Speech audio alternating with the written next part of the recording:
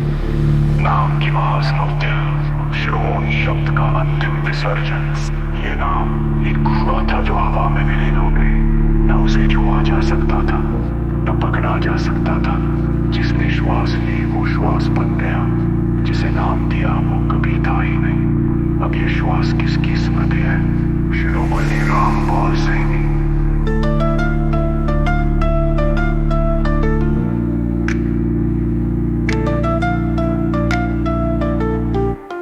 अस्तित्व का परम विराम, कहने का अधिकार भी ब्रह्म सिद्ध हुआ।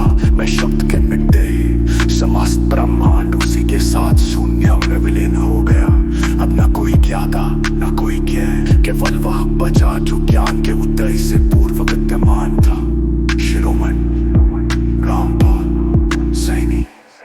परम समाप्ति का अविज्ञप्ता देश। अभी यदि तू इन शब्दों को पढ़ रहा है तो जान ले, ये शब्द कभी लिखे ही नहीं। ये पृष्ठ, ये लेखन, ये शिरोमणि नाम सब तेरी ही मानसिक तरंगों का प्रतिबिंब है। अंतिम क्रिया यही है, इस भ्रम को भी त्याग दो, उस त्याग को भी विसर्जित करो।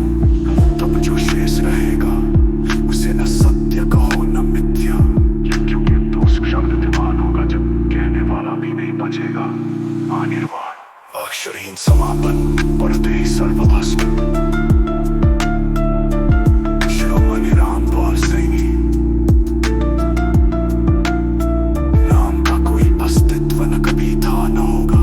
यहाँ लिखा हर अक्षर तेरे मन की उपज है। जिस क्षण तूने इस पंक्ति को पढ़ा उसी क्षण तेरा पढ़ने वाला मन भी विलीन हो गया। अब न कोई पाठ शेष है, न कोई पाठक, न कोई ज्ञान, न कोई अज्ञान।